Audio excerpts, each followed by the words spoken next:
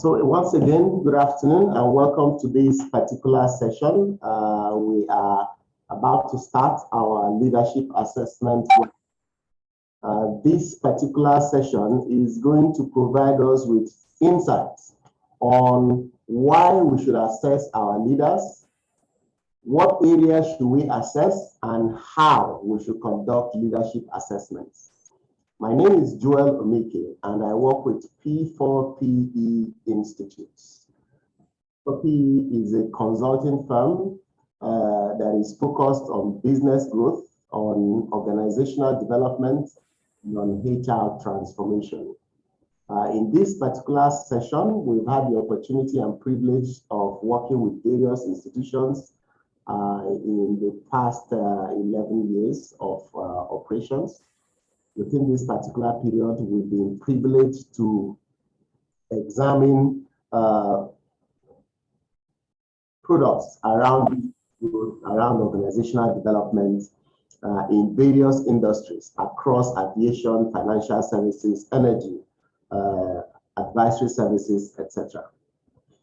I have had an interesting career in the past 22 years or thereabouts, working with executives, helping them to put together an executive team that can successfully deliver results on behalf of the organization. I am a trusted advisor and a certified business value builder. I speak on most events and most conferences, and socially, I'm a serial entrepreneur and also an investor. So today's conversation is going to be around assessing leadership. Please, if you have any comments or feedback or thoughts, just put it in the chat box or use the hand raising feature on your Zoom, and we'll reach out to you to have a conversation within that particular area. At the end of the conversation, we'll have opportunity for Q&A to answer some questions and some thoughts you may have from this particular session. Okay, beautiful. So let's get into our conversation. So we're looking at how do you assess leadership? We're going to look at it from two contexts. First, who is a leader? And how do we know that that individual is a leader? So we need to know that they are leaders. And the way we can know that they are leaders is the only way we can then be able to access them at that point in time and then give them sufficient results as the case may be. So why do we need to know that someone is a leader? One of the reasons why it's important to be clear who is a leader is because you need to hire one of them. It's part of what we go through in our selection process, right? When you're hiring new managers into the team, you need to understand whether they are the right leaders you're looking for within your organization. The second, in this particular case, is you also need to understand that the leader that you're trying to get into your, sometimes you need to know who you are going to promote. And why you need to understand this is that you're using them for succession and for other staffing roles. So it's important to understand who qualifies as a leader. And then thirdly, the reason why we conduct leadership assessments is for the sake of development. Who needs training? Who needs coaching? Where are there issues within the organization so we can diagnose those particular issues and enable the organization to move forward in those particular areas and also achieve successful results at that point. Again, 3 points. Why do we need to know that an individual is a leader? 1, for hiring purposes, 2, for promotion purposes, and 3, to be clear about the developmental areas the person will need in order for the person to make progress at that point. But before you begin to check who is a leader, you need to be clear about what leadership is about. What exactly is leadership? A leader is someone who motivates others to perform well. So we're looking for someone that can inspire other individuals in order to deliver results. We're also looking for someone who can set direction, who can coordinate activities of the team in order for them to produce results. Someone who has influence over others, you can influence them to want to produce results, to want to do the right thing at that point in time. We need someone who can build network relationships, who can enhance cooperation within the team at that point in time. That is what we are looking for. That is what defines a leadership. But sometimes there are some distinctions we want to make. For example, are leaders born or are they made? Are leaders born or are they made? When we say made, are they grown? Are they bred, as the case may be? There are various conversations. Some people say that leaders are born. When they're born from childhood days, you can see the leadership in him at that point in time. While some people say, well, based on the experience and the training and development he has, he is now a leader. So which is the case? Second distinction is, do leaders emerge or are leaders effective? Again, emergence speaks being born at that point. All right. Meanwhile, effectiveness speaks to the kind of results that is able to demonstrate at that point in time in the organization and the results he produces in order to achieve great results at that point in time by others. The third one we'll look at in terms of comparison. Do we prefer leadership or do we prefer management? What really is the difference between leadership and management or supervisor? Or are they the same thing, as the case is? Please note that one of the fundamental things that differentiate a leader and a manager is power source, the source of power. Where does the person get his power from? Does he get his power from the position he occupies? Or does he get his power from his personality at that point in time? When it comes to power source, there are 5 sources of power. There are 5 sources of power that someone can have. There is reward power, that's the power of gifts, giving rewards. There is coercive power, and that's the power of influencing people by punishment. You tell the person if he does not behave, if he does not do what you say that he's supposed to do, there is a tendency that you might punish that particular individual at that point in time. So that is what we refer to as coercive power. There's also legitimate power. Legitimate power is power as a result of the position he occupies, the authority he has. And legitimate power, you demand people to follow you at that point because you're in charge, as the case is. Then there is reference power. Reference power is the power of personality. All right? Yeah, people want to identify with you because of who you are in time. And then the last one is expertise power. And expertise power is the power of knowledge, qualification, experience that the person has.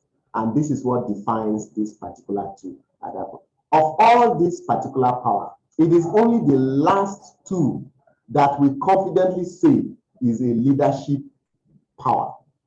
So reference power and expert is leadership power. Reward power, coercive power, and legitimate power are all managerial powers because you have the capacity to reward people for what they have done or to withdraw reward from them if they do not follow your instruction at that point in time, as the case is. So from what we've said, the variance between a leader and a manager is that a leader is able to establish direction. A leader is able to establish direction and to set the strategy. While on the other hand, a manager plans resources, plans his budget and timelines at that point. So you see, we need the leader to vision into the future. We need the manager to manage today and get things done today. A leader is able to align people by means of team building, by means of commitment to the goal and the result at that point in time. While a manager, on the other hand, orchestrates people, organizes people, establishes rules, and puts staffing in place in order to achieve the results that he needs to achieve at that point in time. So you see, there is a difference between the leader and the manager at that point in time. The leader speaks to alignment, right? At that case. Then there is motivate and inspire. A leader motivates. He motivates you to want to do more. He inspires you for something that is greater. He empowers you to do more. On the other hand, a manager controls, all right? A manager controls, and by means of his control and problem solving, he can incentivize. That is why we say he has reward power, right? He can give incentives and he can get people to take action based on those particular incentives that he has given. So that's with this in mind, you know what to measure when you're doing your assessment. If you're measuring whether he can plan, whether he can control, he can organize, he can start, he can solve problems, you are not measuring leadership. You are not assessing leadership acumen. You are measuring managerial skills, as the case is. But if you're looking at whether he has the capacity to think into the future, he is able to strategize, he's able to vision, he can build a team, he can get people committed around a team, as the case may be. He inspires, he empowers. Then you are evaluating leadership. You are assessing for leadership skills at that point in time. Then we can say that yes, your activities and the things you're doing at this point is focused on leadership assessment. There's also theories. There are certain leadership theories that some people measure. They are looking at leadership measurement. Some theories that they measure at this point in time include things like traits, right? He's an ambitious leader. Is he a male or a female? Those are referred to as traits. And there's also behavioral. There's also behavioral, where you're saying, is he a considerate person? Does he initiate culture, as the case may be? All right. Another way they measure leadership acumen is contingency. That is, he's a good leader in this situation. When there's crisis, he's a crisis leader. When things are normal, he can lead at that normal time. So we refer to that as contingent leadership theory.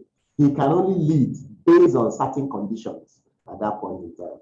Another one is, depending on the goal that has been set, he can lead based on those particular goals at that point in time. And the last one is, he's a charismatic individual, he's a transformational individual, he's not transactional. That is called a trait. That's the trait that that particular individual has. And so some people measure it. Do we have charismatic individuals in our organization? Do we have transformational individuals in our organization? Now, focusing on traits, there are 8 other traits that some people look at in order to measure leadership. And they are speaking to factors and competence of leaders that makes them successful on their own. So thinking ability, is he able to analyze information? Is he able to solve problems?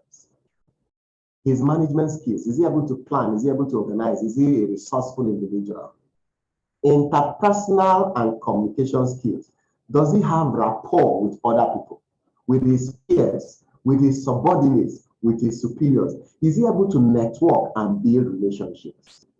His leadership skill, can he inspire? Can he motivate? Is he able to coach and develop others at that point in time?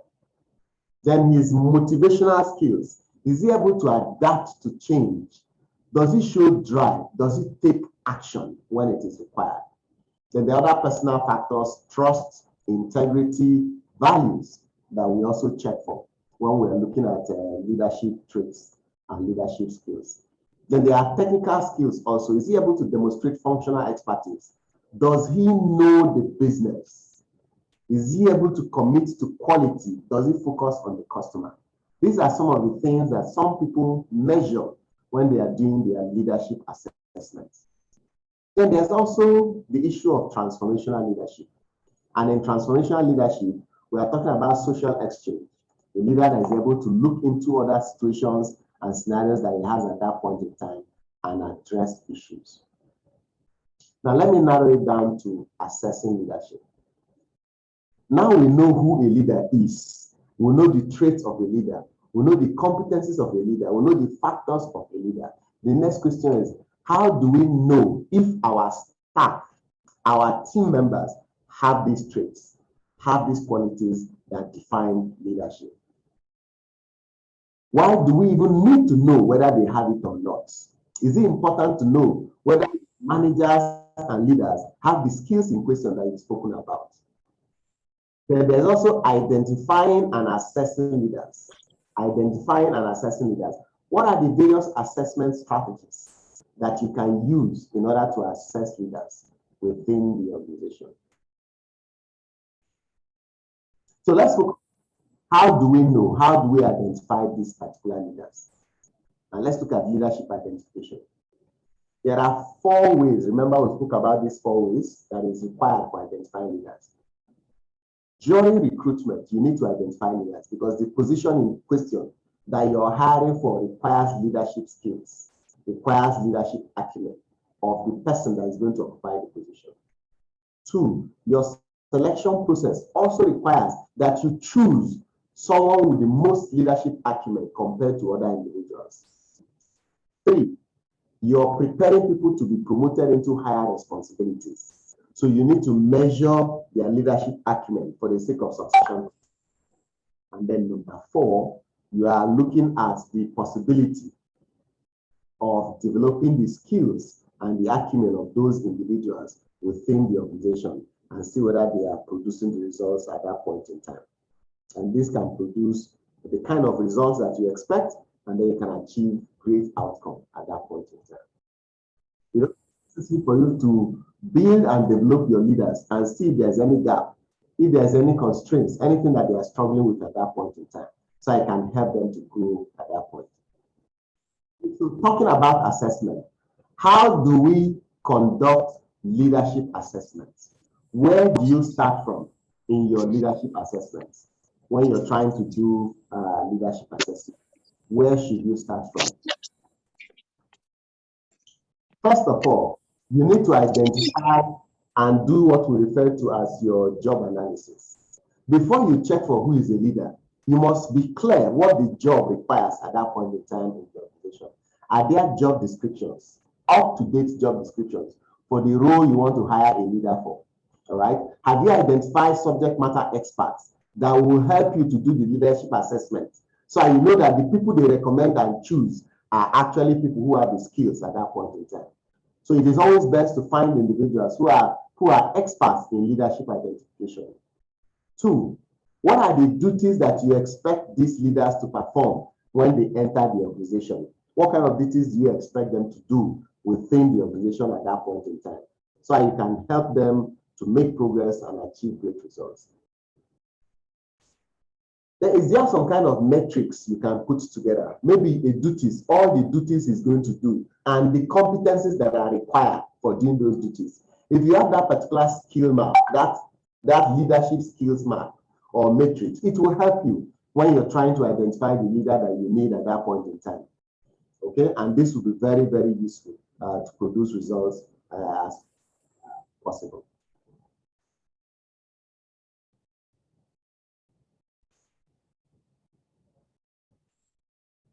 Then the last one is to document your job analysis finding. When you finish all this analysis, you document it. It will be the reference point during the assessment. So you're sure that you're getting the right person into your organization. Please, when you're hiring, hire leadership competence for specific jobs at that point in time. If you tend to hire generally, say, okay, we just need a leader. We need leader. From the conversations we've had so far, it is clear that leaders, there are differences from one leader to another leader at that point in time. So you must narrow it down, competencies that are required to deliver results at that point in time. There are some issues when it comes to assessments. In fact, there are things when it comes to assessment, when you're trying to do leadership assessment especially. One is issue of validity. Maybe the instrument you're trying to use to measure the leadership, is it valid? Right? Is it really valid at that point in time? You're trying to measure for emotional intelligence, but the tool is measuring business acumen. So it is not a valid tool at that point. Or is it reliable? You ask the person to take the test the first time. When the person took the test, he scored 80.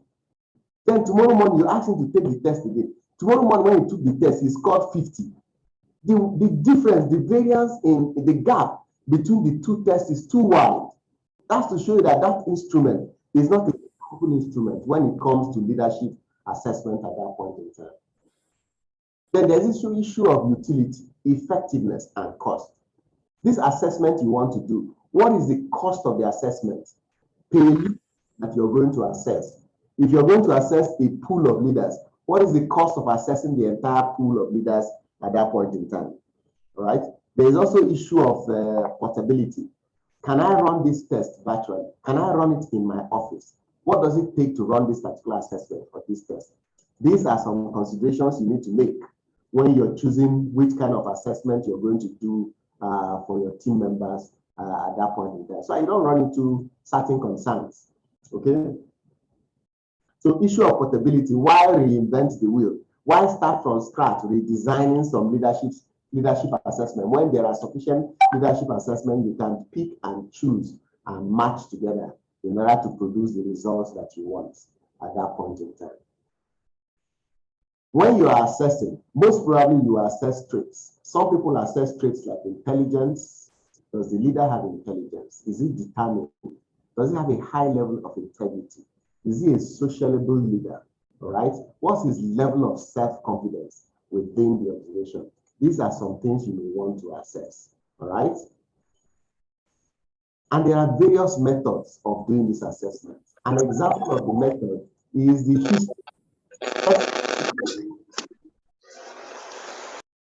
the personal history of a leader. Maybe you look at his CV. He has worked here. He has supervised this number of people. He has been in charge of this. You're looking at personal history. So when you do assessment based on CV, based on the content of the person's work history, you're looking at personal assessments.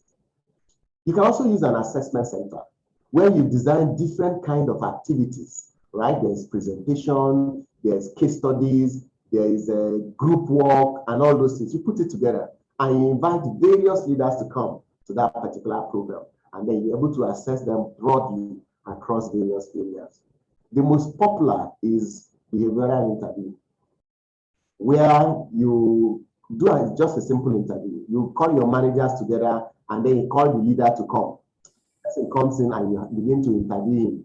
Have you had a time when you were in charge of this? What happened in that time? How were you able to achieve and address results? That is called behavioral interviews, right? And then you then give the managers that are doing the assessment, you give them some kind of leadership rating scale. Yes, meet expectation, exceed expectation. You understand? You give them those particular rating scales.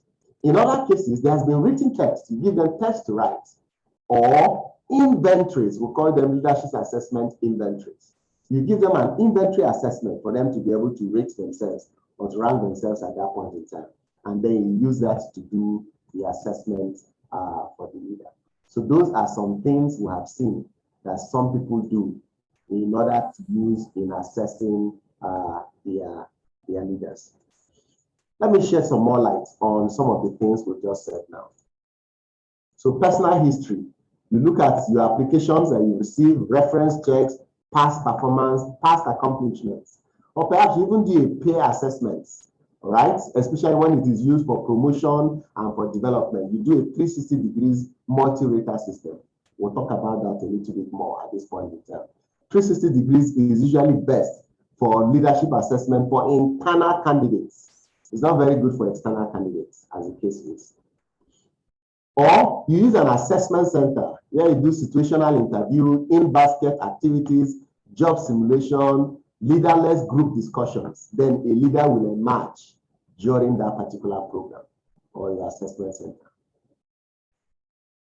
Then there's the written test and then the inventories that they can take. There are personality inventories, abilities, biodata assessment, integrity inventories, and stuff like that. You can use that to arrive at the leadership acumen that you're going to use in order to assess those particular individuals. Then there's also the cognitive test. In this case, you use some kind of tool where you measure by inference, recognition of assumptions, and you evaluate certain arguments and judgments and things like that. And then you do a generalist intelligence and emotional intelligence assessment at that point in order for you to do your leadership assessment. So sometimes you use each of these in order to drive your assessment process and check whether your team members have what it takes to achieve results. Another popular one when it comes to leadership assessment is leadership ability measurement. And there are a couple of tools in the market. There's what is called the leadership opinion questionnaire.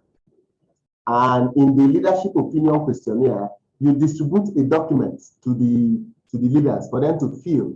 It's a self-assessment. They rate themselves. And based on that particular rating, you come up with a profile that shows who they are at that point in time. And this is very useful when the leaders you are assessing are people you feel are going to be objective in rating themselves at that point in time.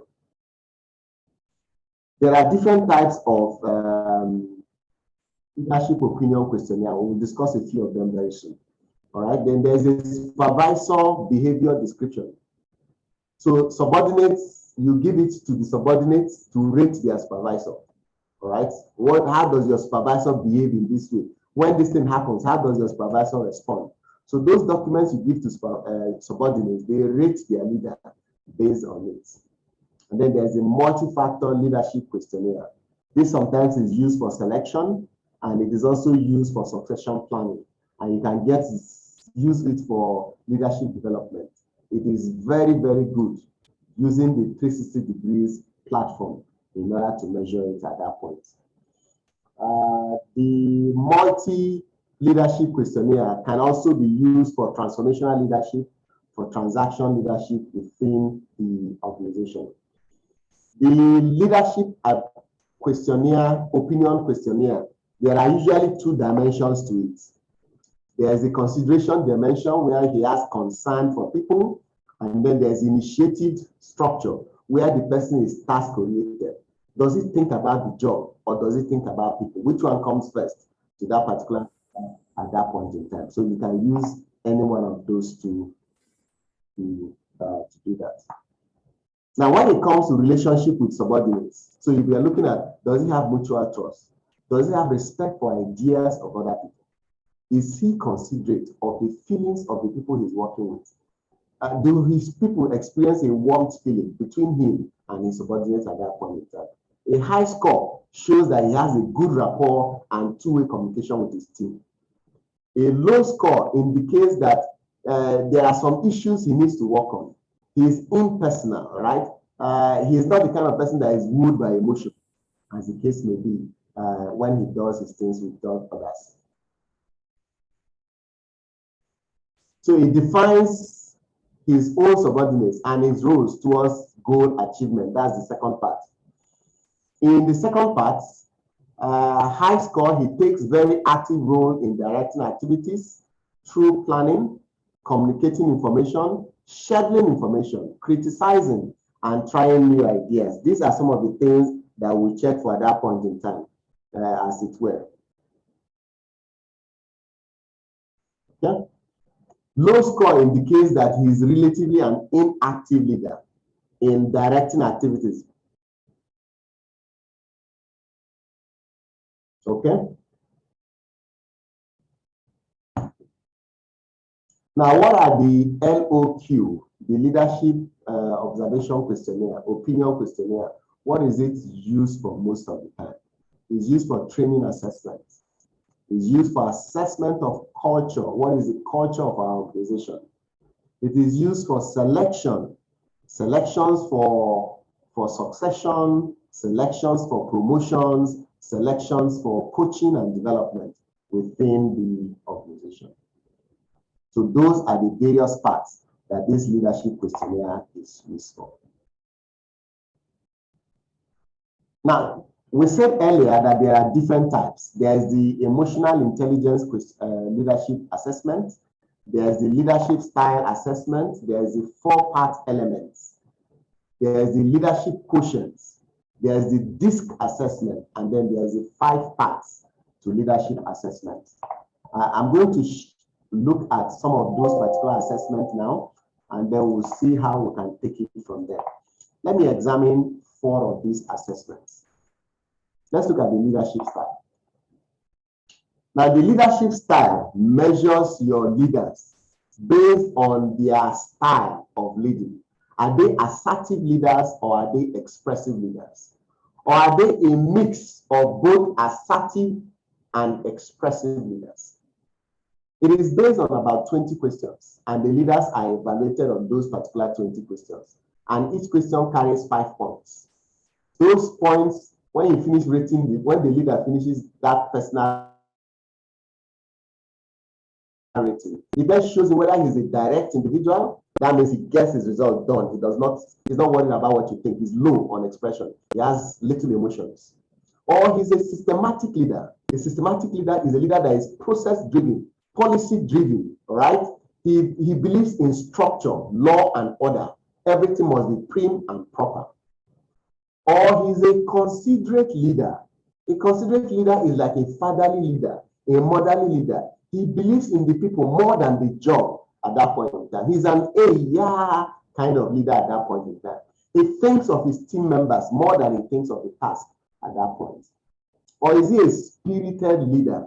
He's a go-getter, always on the move, as the case may be, creating new things, having a lot of entertainment, excitement in the team, but delivering results as is going on at that point in time. He's balancing activities and results along with having fun with his team at that point in time. So he's a spirited leader, as the case may be. So which is your team members? Which one does your team fall into that you're able to produce a great result? Okay? So you can be able to produce the results that you expect at that point in time. So that's an example of an assessment, and it's a fantastic assessment, all right? You can do it online, you can do it paper-based, and then you bring your team together and you debrief them. You interpret the result. Every leader knows where he is. Then you now see generally, on the average, where are we as an organization? Are we generally a systematic organization? Are we a direct organization? Are we generally considerate? Based on that, you now ask yourself, this profile that we see generally in our leaders, is it successful for our strategy? Will it help us to achieve our strategic direction at that point in time? So that's what the outcome you'll find in that particular leadership assessment. The next one is the part element profile. And the part element profile says that there are 4 types of people or leaders that you can find. And they are based on the elements in life. These elements include earth, wind, water, and also fire. Let's take them one by one and see what it says. For the earth individuals, these people are hardworking, they are trustworthy. These leaders are adaptable. They hope for the best. They are always prepared for the worst. They are easygoing, they are steadfast, they are self-controlled, they are very dignified, they are very supportive, and they are very diplomatic. So they are great people to have within the team. However, they have some shortcomings. They can be indifferent to what is happening. They can be pessimistic. Sometimes they are stubborn, downcast, doubtful, and they can be aimless sometimes, not pursuing the goal that should be pursued at that point in time. You also have leaders, on the other hand, who are like wind. They are spontaneous, always on the move. They are bold, optimistic, very charismatic. People like them, all right? They are very charming, they are fun-loving, they are active, they are light-hearted in the way they do their things, right? They are enthusiastic, a lot of imagination and creativity, and they take risks. But on the downside, they are restless. They can be careless. They can be impulsive, unpredictable, naive, and even cynical, as the case is at that point. This is our wind leaders. The water leaders, these individuals, they are consistent. Yesterday, today, tomorrow, you can count on them, all right? They are even-tempered. They have concern, or they are devoted to the welfare of others. They carry people along. They believe that people matter a lot. They are very loyal, they are sensitive, they are reliable, they are genuine, well organized in the things they do, and they are very idealistic. However, because of their very nature, they can be very difficult to deal with. They can be perfectionists. They can be judgmental. They easily judge people. right? And they can also be resentful, right? Unrealistic and critical. Fire. The fourth leadership personality under the elements is fire.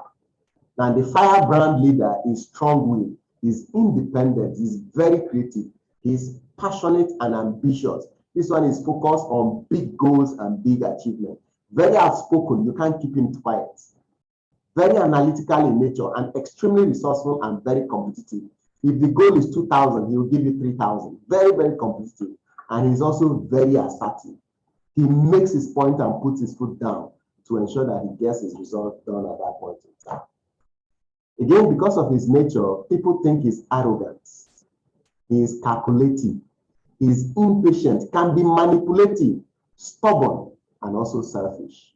So that's the part element profile. And this particular profile, you can actually do it. There are a set of questions that you also get your leaders to answer, a set of about 5 to 8 questions, and then you can classify them according to this particular area. It then begins to show you the strengths of each of those areas and the weaknesses. It also shows you institutionally where you are and what you can do to move away from it, if it is important that you move away from that particular area. The other assessment tool is the 360 degrees assessment. The 360 degrees assessment is where the leader assesses himself first, then his supervisor assesses him, then his peers will also assess him. His direct reports, his juniors will assess him. Then other individuals are invited to assess this particular leader. As an example, his direct reports, maybe 3 or 4 of them will assess him. His manager, 1 or 2 of his managers will assess him. His peers or co-workers will also give him feedback. And then maybe our customers or our suppliers and vendors will also assess him also. This assessment can all be done internally, and it creates a profile of that particular leader on his areas of strength and his areas of weakness. At the end of this assessment, decisions can be taken in the organization for training. So, okay, based on the assessment, this is where his weaknesses are, and this is where he needs development.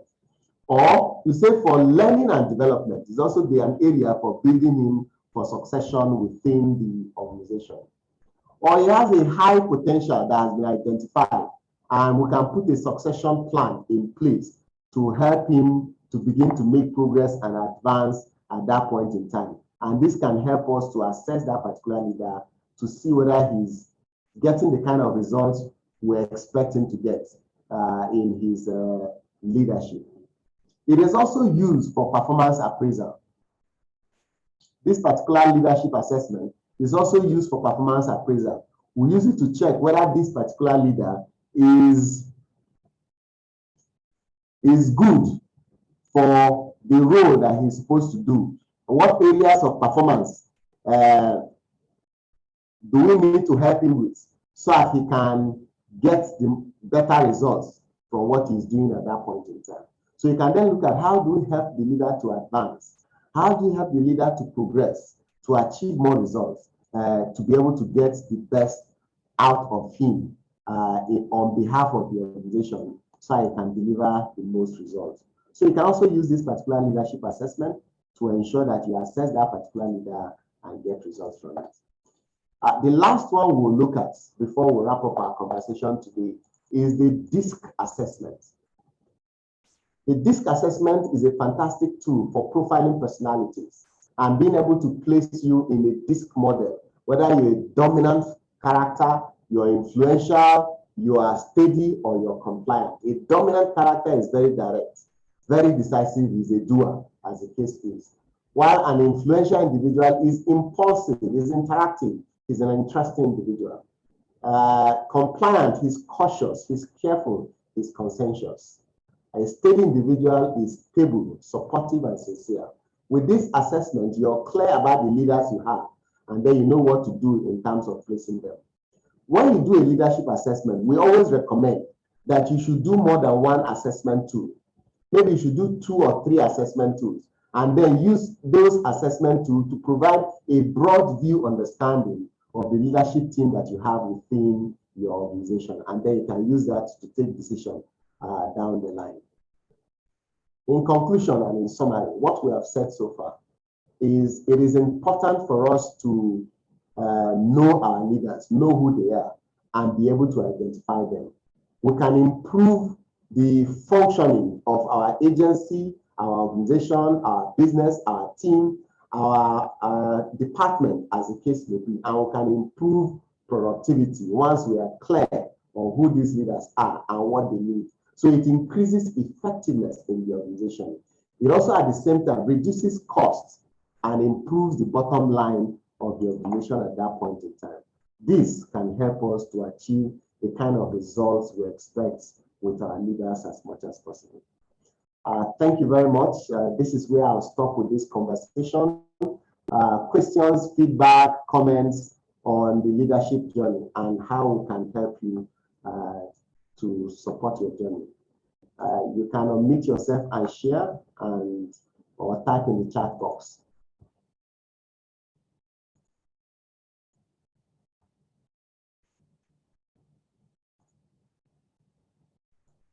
Meanwhile, this presentation will be shared and be recorded with those who were able to register and attend this particular program. Yes, please share. Hello, sir. Yes, good afternoon, sir. Mr. Afternoon. Afternoon. Yes, sir. Thank you so much for the short but very nice presentation, sir. Thank you.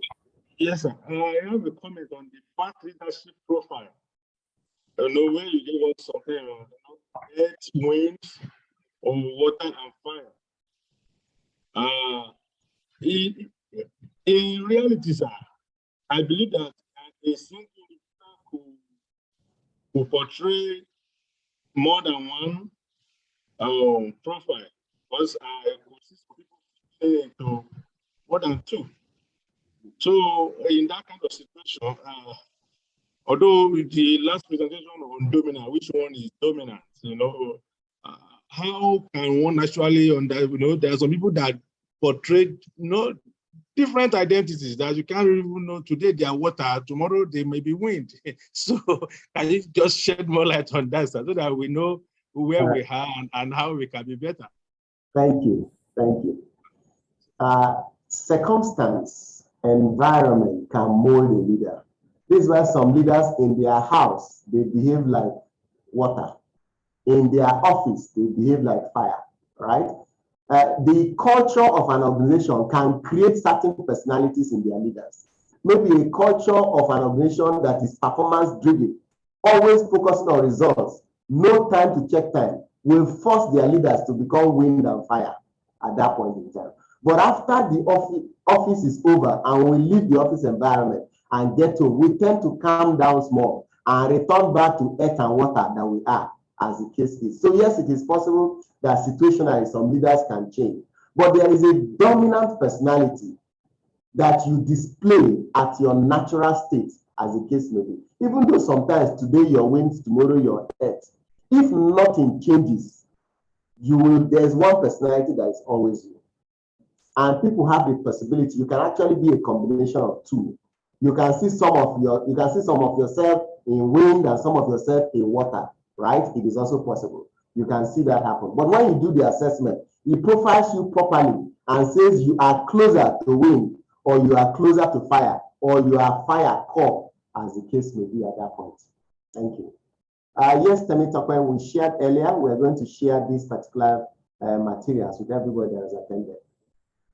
Thank you, sir, for the explanation. Thank you very much. Yes, any other questions or feedback? Questions, feedback?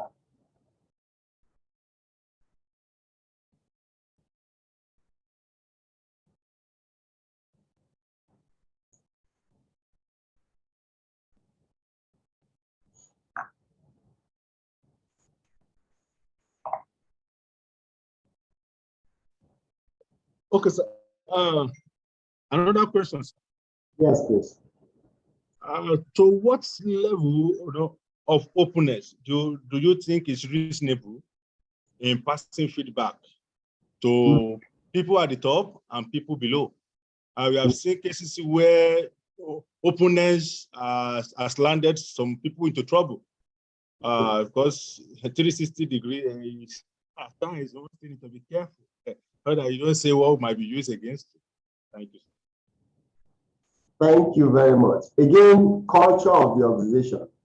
Your culture will dictate how you respond and how you react to the various things. If your organization has candor and they are open to discussions, then you can be very open and give feedback formally when it is requested for. If you have a close relationship with the leader, you can give informal feedback to that particular leader.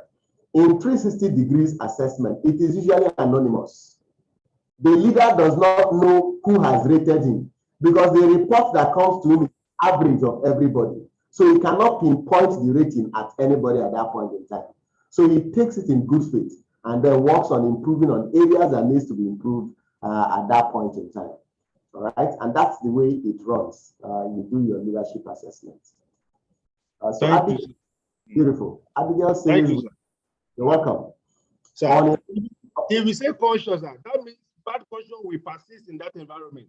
Because if the culture determines how we do things, that means we may not have opportunity of being objective, of saying it as it is in such a way that people will improve and get better. That means you are likely to be maintaining the same kind of culture, or if culture determines how we do things.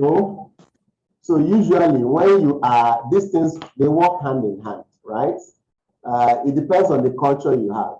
It's the same thing, just as you're saying that in some organizations, people will not be able to talk. Let's look at the home environment, in the family environment. There are some families that once the father is at home, the children cannot talk, the wife cannot talk. So it is a reflection of the society. But if one day the father begins to learn how to call people together and say, look, you people should be telling me things, come and talk to me, so to speak, they will gradually begin to open up to that particular father at that point. Same thing too with the corporate organization. You can decide that that culture of people being afraid of others, that is not good for you. You can consciously work on it. Put a new culture initiative in place, right? Implement it and gradually encourage people to make progress. After a long time, people will buy it and begin to change their culture within that organization. However, in some environments, it may not happen 100%. In that case, if the organization is truly interested, they will identify leaders that have refused to adapt and take decisions on those particular leaders. Because an organization is greater than one single leader. So it's very important that you protect the future of the organization from that particular individual leader. So there's also a comment on emotional intelligence. Abigail says, so we said earlier that emotional intelligence is made up of 4 perspectives, right? There's self-awareness, and then there's self-management. Self-awareness, do you know yourself? If you know yourself very well, then you can manage yourself. If you don't know yourself very well, you'll be running into issues and problems regularly with yourself and with other people. There's also social awareness. Do you understand other people's personality? Do you know how people behave, why people behave that particular way? Based on what you know about those people, then manage relationship management. The fact that you know that I am like this, that knowledge will help you to treat me differently and to work with me successfully at that point in time in order to achieve the kind of results that you expect from me.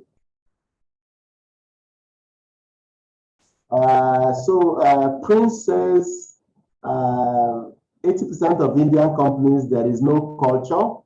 You will only try your best as HR manager. Most of the things you bring to the table will not fly because they have the way they do their things. So Prince, that thing you call the way they do their things is culture. So as a HR manager, you need to understand that way that they do their things and then work with the executives in that organization. One, to uphold the current culture if you feel that it is the right culture. And you know, culture is not about just you alone. The entire leadership team must define the new culture. In some cases, it extends to the entire organization to define that particular culture. So you work with them if there is need to adjust the culture. Some of the organizations you have mentioned, all right, and or you have alluded to are actually interested in making some differences. And sometimes some of them do not know any better. Or some institutions, the leaders themselves are capitalist in nature. And because they are capitalist in nature, they are not focused on people. They are focused on the bottom line. When we were discussing the leadership trait, we say some leaders focus on people and relationship with people, while some leaders focus on task and result. So you've mentioned an example of institutions that focus on task and result at that point in time. It's a leadership skill and is also acceptable because it produces results. Olasoji says, the assessment questions, are they easily accessible online? Is there a particular website to get them? There are a couple of assessment questions that you can find online. Once you get this material, just Google the titles of some of the ones we've mentioned.